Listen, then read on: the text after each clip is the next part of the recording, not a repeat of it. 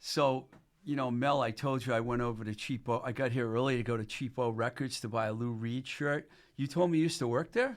Yeah, I worked there briefly. I was kind of doing the record store tour because I was the manager of Mystery Train over in Harvard Square for a while. Oh, you were? Yeah, and then that was sold to a former employee and became Phase 4.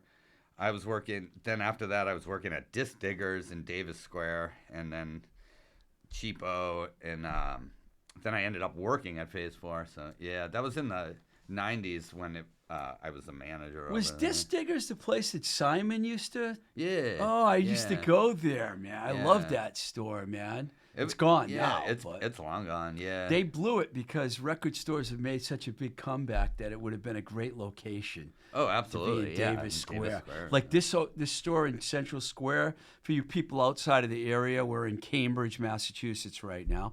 And this area is so packed with people all the time that, you go in that store, during mask time, which a lot of people still wear masks, it's a little too crowded for me in there. Oh, yeah. But there was no one in there except for like 3 or 4 people, and I wanted this Lou Reed shirt, and I got it. So I'm happy about that.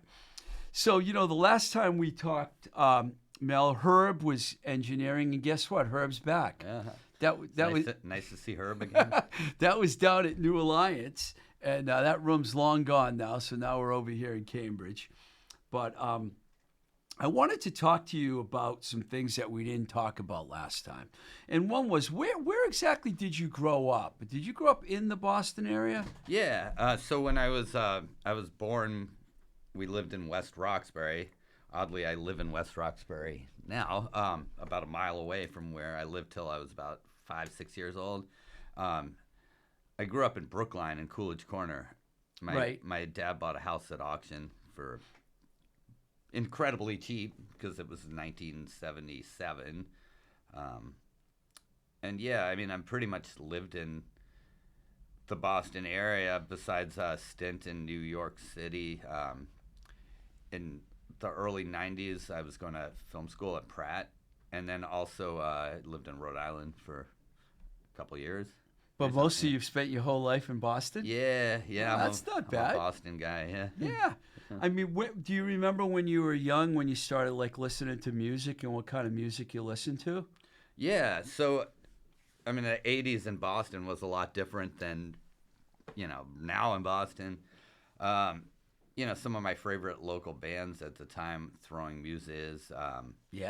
Used to go see Think Tree all the time. Oh, yeah. There was a lot of all ages shows. Also, like, I had a fake ID, which, would never have passed right these days. But so you were like under shows. 8. Were you 18 at that time? No, I was in high school when I started going to shows. Where'd you go to high school? Brookline High School. Yeah. It's kind of a famous high school, isn't it, for terms of personalities that have gone there? Yeah, like Conan O'Brien went there. O'Brien. But, Theo Epstein too, right? Who was running the Red Sox? Didn't he go to Brookline? I don't know. I mean, I'm not really much of a sports You're guy. not a jock. I've heard the name. I won't ask you any baseball questions. I promise. I would get them wrong. Before you actually started going to see live bands, were you listening to the radio? I mean, how did you find music, and what kind of music did you like when you were in high school or even junior high? Yeah, well, so like some of the first shows that I went to see were Tears for Fears at the Orpheum. I was in 7th grade, I believe. That was a band I really liked back then. Depeche Mode, The Cure. I saw the Head on the Door tour at the Orpheum. I had a friend who was half German, and his sister was a little older, and she was a rock and roller, and she kind of turned us on to like a bunch of these like 80s, goth new wave bands. So you were a new wave guy. Thing. Yeah, you should see some pictures of me. Oh yeah, when I think about you, I think indie rock, but I had no idea that your new wave was the first thing. Yeah, I mean, I basically just kind of, it was of the time that, being indie rock because, that was just what was happening. And when I started touring with my old band Victory at Sea, we kind of, it was the mid '90s, so we Right. got lumped in with that stuff. Yeah. Besides the new wave bands like Depeche Mode and The Cure and bands like that, were you into any other type of music when you were younger? Well, I grew up. My dad was a huge like classical music guy. My mother was. She sang opera, and yeah, I grew up studying classical piano. I was going to ask you, that was my next Yeah. question, what you started playing and when you started playing. I was very young when I started playing piano. My grandmother was a performer in the 20s doing vaudeville, and she was amazing. But I used to like hang out downstairs. My grandmother lived on the first floor of the house I grew up in Brookline, and I used to hang out downstairs with her, and she'd play and sing, and I'd sit down and try to play and sing. And I was very young. I think I was like 5 or something. That's when you started playing, when you were 5? Yeah. Well, Wow. My dad and my grandmother and my mother were like, this this is crazy. He knows what he's doing, sort of. So they sent me for piano lessons. They said I was too young to take lessons, but obviously I wasn't, because Right. anyway. So yeah. Wow. But before I got into the Jesus and Mary Chain, Cure, and all that stuff, I mean, I just listened to like stuff I liked on the radio. Fleetwood Mac. Stuff like that. Well, being in Boston, what were you like listening to? FNX and BCN and stations like that, or college radio was? Probably... Yeah, I mean, ZBC. Oh yeah, always, Boston College's station. Yeah, and back then, FNX was playing some interesting stuff, and yeah. Cool, man. So when you started playing, was it piano for a long time? Because I know you ended up playing bass in a band. Yeah. Was it piano at first, or when did you pick up the bass? Well, actually, my first real band, I was in high school, and I started playing with my best friend in high school, who's actually, he's still a musician now. He runs a studio in LA, and he's in a couple bands pretty great bands. But we started playing together, and I my girlfriend at the time was a little older, and she had a friend at museum school who was a guitar player, singer-songwriter, and we met, and we formed a band called Kiva. This was like 88, I think. And Yeah.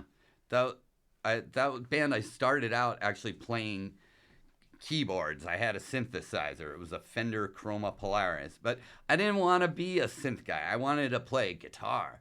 But bass made more sense to me. Yeah. Towards the end of that band is when I started playing bass on some of the songs, and I pretty much just was straight up playing bass from then till the early 2000s. So this is the band Kiva? Yeah. So that was your first band? Yeah, my first band. Yeah. And you played gigs?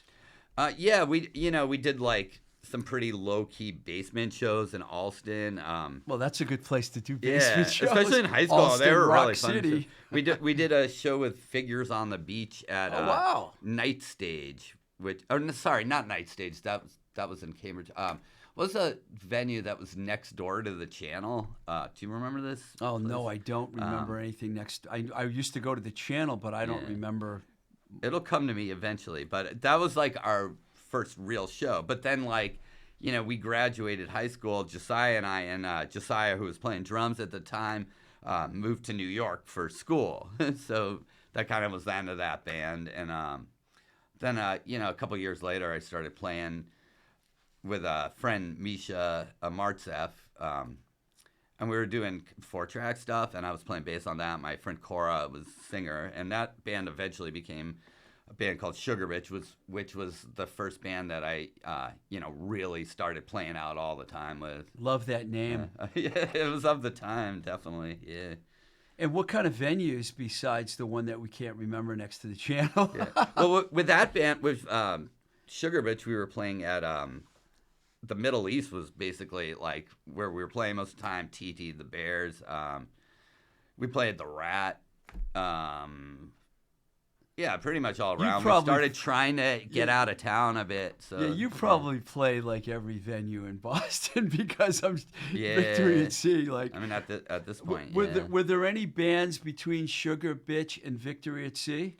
No. Well, yes. I'm sorry. I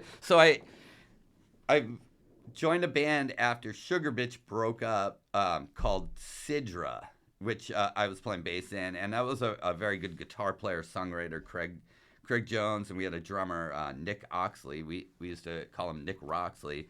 That's nice. He was an MIT guy, and we used to practice at Senior House at MIT. And we released 2 7-inches, and we played around town a bunch. Didn't really go anywhere, and then Sugar Bitch kind of reformed for a while, and then I was in that, and then I joined Victory at Sea, which started out as a 2-piece, just Mona and our original drummer, Christina Files, and kind of like was doing both for a while, and then it was Victory at Sea full time. We're going to talk about that in a second, but I want to ask you, you said you put out 2 7-inch singles with which band? That was Sidra, yeah. Did Sugar Bitch release Yeah, anything? we released 2 singles. One was a split with a band called Joy Wheel, which was Ian Adams, who I'm sure you know. Really? Yeah. Ian Adams? Yeah, wow. we all went to... Eight Ball Shifter, Yeah, exactly. RC Crime Wave. It was... What was the name of the band? Joy. It was called Joy Wheel. Yeah. This was pre...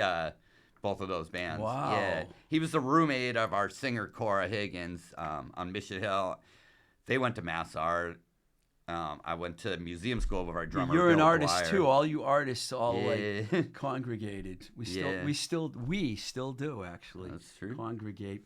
So how soon thereafter all that did you join Victory at Sea? Because Victory at Sea had a very good run. We were around for a while.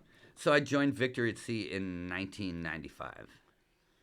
95. Yeah. Now, when you joined Victory at Sea, it was Mona Elliott Yeah. and Christina Files. you went through a few drummers. we talked about this Yeah, before. we had a bunch of drummers. Yeah. Yeah.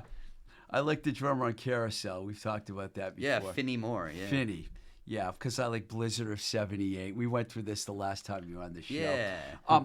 When Victory at Sea formed, did you guys come out of the box really good and people were interested in seeing the band, or did you have to play in front of 3 people before people got to know you? Yeah, well, so when I joined the band, Christina and Mona had already been playing for about a year at that point, and Mona had been in Spore for so she already had a following. So Victory at Sea, we did fairly well at our shows in town when I first joined. It was it was a really fun band to be in, especially at that time. It was like very exciting because bands that, like the sort of bands that we listened to were, getting pretty big on the radio, and, going on tour was not like a crazy thing to do. Everybody was doing it. So, yeah. And I'm looking up the discography because I don't have it in my head or in front of me. Tell me about some of what was the first release that you did and how was that received? Did they do something before you joined the band? No, they hadn't released anything before I joined. Yeah, our first release was a 7-inch record on Villa Villa Coola. Got it now. And it was Snow with the B-side Distorted. And that wasn't Easier Than Living. No, that was our first EP. Okay. That came out after the single. The single was all we had when we started booking tours, so we'd go on tour supporting a 7-inch record, which, I mean, nowadays that just sounds like crazy, But gas was cheap back then. We bought a van for $500. Motel 6 was cheap back then. Everything was cheaper back then. Yeah. What I do remember about Victory at Sea, and I got into the band more around Carousel, but you'd already been 4 records deep at that point, and then you did another 3 albums after that. So you guys were really busy between 98 and 2006. But what I do remember about the band is you guys were a real touring band. Yeah. Like you were constantly on the road. We toured all the time, yeah. Now, I think you told me, did you tell me you played with Babes in Toyland? Yeah. Because Lori Barbero was on the show not too long ago. Yeah, I saw that. Yeah. I haven't listened to that one yet. But. So who are some of the other bands that you guys would play with when you went on the road? Because I imagine it was a pretty good list of bands. With Victory at Sea so we started touring, and then I think the first band we did an actual tour with was the Shipping News. which was Jeff Mueller and Yeah. Jason Noble from Rodan, and who else? We toured with the Rachels at that time. A lot of those like Louisville, Chicago touch and go bands. June of '44 was our like first big tour, and so Jeff, we did the tour with Shipping News, and he asked us, "Do you want to come on tour with June of '44?" So, who recently reformed, and so they've been touring again.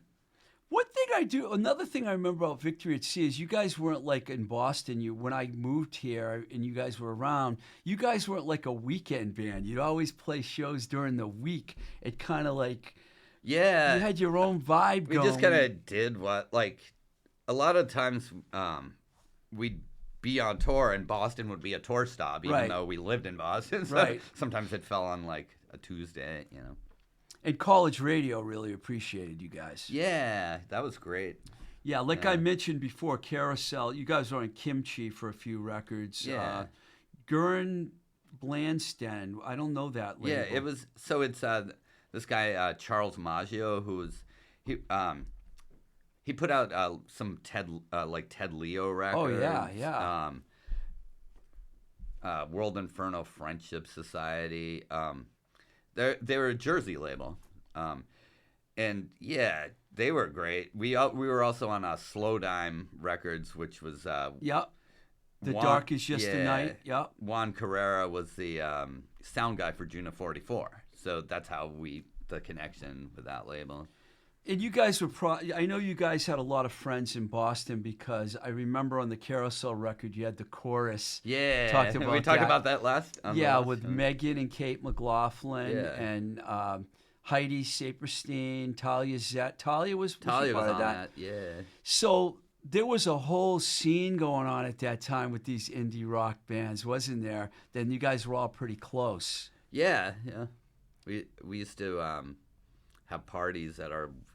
I was in a relationship with the guitar player singer of Victory Simona, and we lived in a small 1-bedroom apartment in Union Square, Somerville, and we'd have parties with like I don't know how many 30 people in this pack. It was fun times back then. I imagine Union Square was a little different of a place than it is now. Yeah, because I don't even recognize Union Square anymore. It was all it was auto body shops and check cashers and we be careful at night walking around kind of neighborhood. It wasn't at that point. It was already like it wasn't old Somerville, but it was kind of in a transitional period. When we moved there, it was because it was very inexpensive. Have you been over there since they put the train stop there? They get stuck in traffic there all the time. Unbelievable, man. And I just was over in Ball Square, and I saw the stop over there. Stereo Jacks is over there, new record store, and they relocated. Yeah, I have yet to go there. But. I have to ask this question because I need to know, and I'm sure my listeners want to know, what happened with Victory at Sea, and how did it come to an end? Did you just run your course at that point? Not so much. It was so our last tour was in Europe, and it just kind of fell apart. Now, it wasn't. I wanted to continue the band. It wasn't my decision to end the band, but Mona and I had a kind of a rocky end of relationship. You reminded me that I didn't ask about Europe before you finished that. Did you go to Europe a lot? I think we did like 5 tours over That's incredible. There. Yeah, that was really exciting because, it was so great to tour over there. What markets? Do you remember some of the markets that you guys were well received in? Like countries, you mean? Yeah. So, listen to me, markets. Cleveland, man. Oh wait, Cleveland's not in Greece; it's in Ohio. Sorry. We always did very well in Germany, Italy.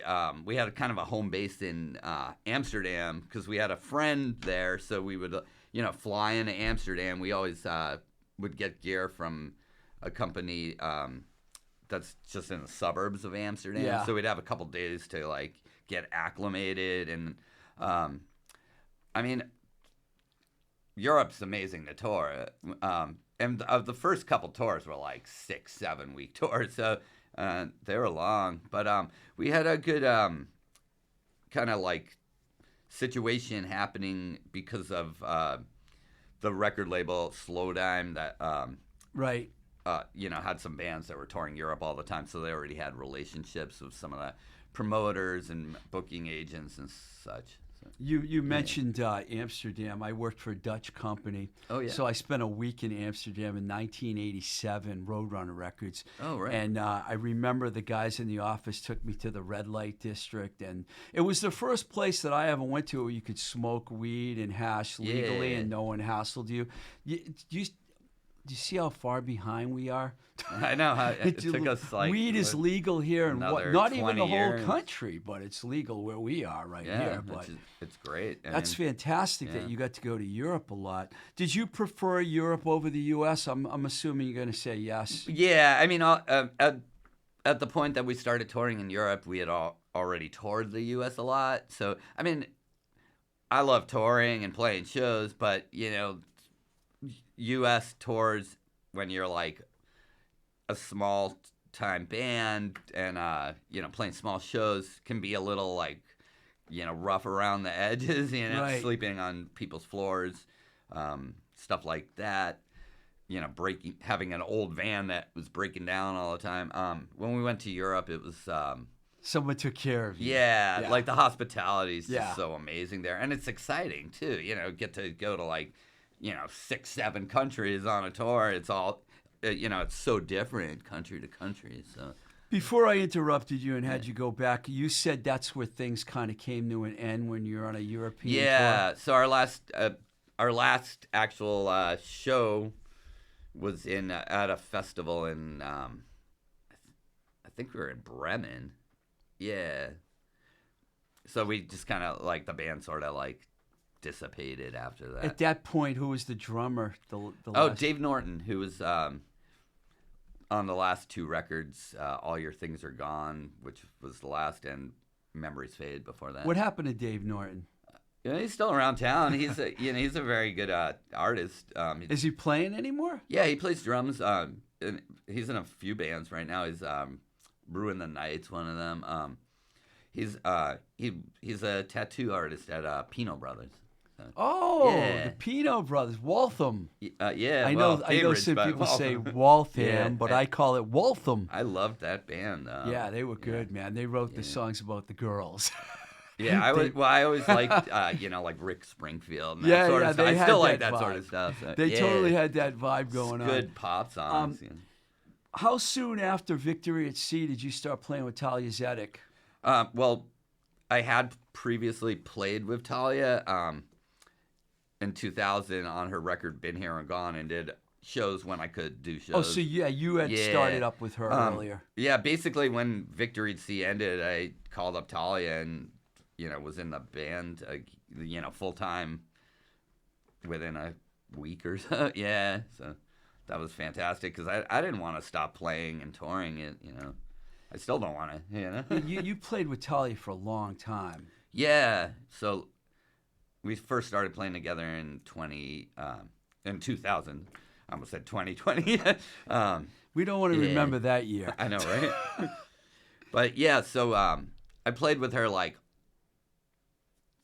solidly between 2006 through 2017. Wow. And that's when I played pretty much all the shows and stuff.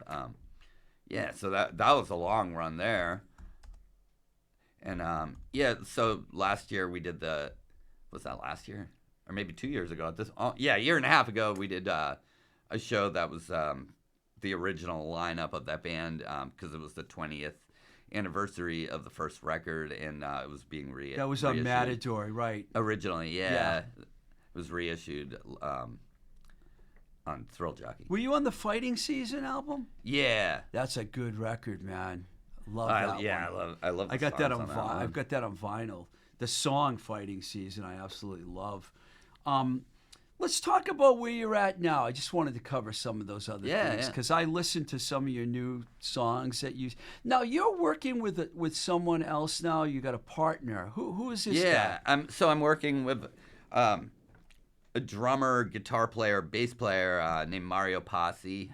He's good. Yeah, he's a fantastic musician. And actually, he's primarily been playing drums lately because we just got about 3 months ago, we started playing with a guitar player, Tom Vellicenti, who I've known, from around town, and his background vocals are killer.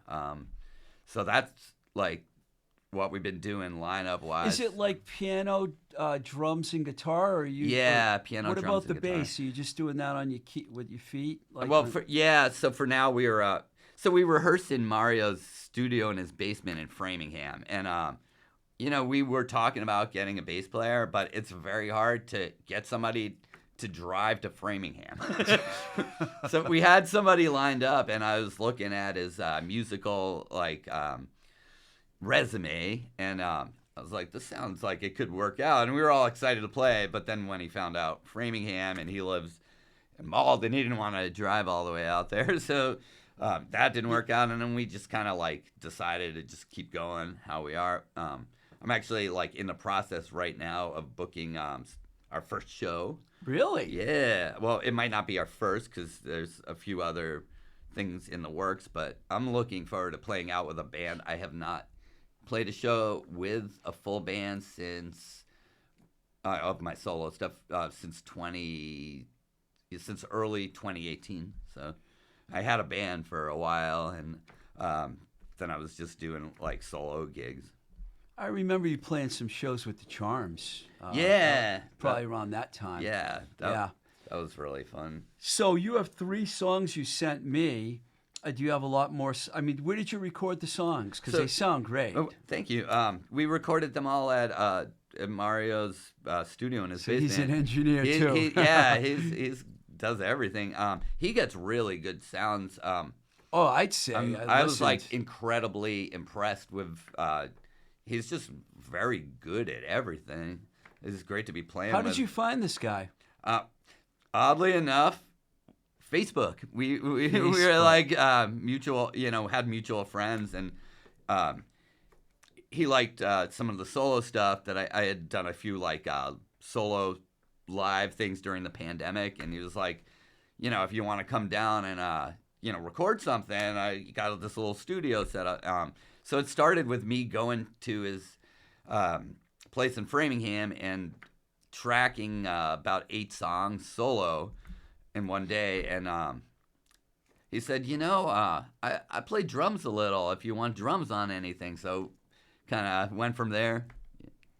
Well, it seems like you found yourself a good partner. Yeah, it's been great. Well, I know for a while, and I hate to bring up, negative things, but we're friends, so I can talk to you. Yeah. I know for a while you weren't really into music, and you were just kind of it seemed like you'd had enough of everything to do with life. And I think that 2020 probably had a lot to do with that. Yeah, I mean, I definitely had a lot of loss over a short period of time, a few years, and it wasn't so much that I was always writing and playing at my apartment for myself, but I just kind of I think it was more depression than being done with music because we've talked about this songs, before, and I experienced depression myself, so I know what Yeah. that's like. It's not a fun place to be. You Yeah, know? sometimes it's like you're in this black hole, and it's hard to see anything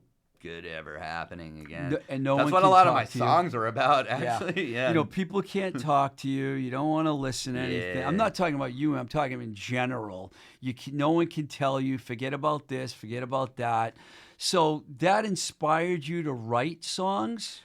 Yeah, I mean, I always I always write sort of sad songs. That's just Nothing who wrong. I am. Nothing wrong with a good sad song, right, Herb? But yeah, so I don't know. I was always working on songs, and I'd go through phases where I'm like, okay, I'm gonna do this, and then play some solo gigs, and record some stuff myself. But also at that point, it's I was kind of I don't know where to go with this. So it was really great to have some outside. So Mario people, kind of helped you out, huh? Yeah, absolutely. Yeah. Yeah. Well, he that's was like good, man. my biggest champion for like, you know, starting a band again, like doing some shows and you know putting out a record and all that. I mean, I never like thought I wasn't gonna do that, but also I was not really making any like progress in you know restarting my musical career. But I've noticed you're very enthusiastic lately. When I've run into you, you're really excited about this project. Now, you said you might be playing a show soon. Do you have anything booked yet, or are you still Yeah, working so on well, it? it's not definitely like a definitive lineup, but I have a friend who is from Nashville, and her band's touring, and she wrote me to see if we wanted to play a show with her, and I was able to get a hold on a matinee show at the Jungle, July 22nd. In So Somerville. yeah, so it's definitely going to be with her band. They have another band from New Hampshire they want to put on the bill, and I mean, so far that's looking like it's going to be our first show, and Nice. I'm happy that it's a matinee because all of my friends are older, so it's easier to like get people the one out. you're looking at right now. Well, hey, Mel, thank you, man, for coming down, talking to me. Yeah, it's always great to And talk to you. I've been excited about your new music and what you're doing, and you got a supporter right here. So Thank you, Steve. thanks, man.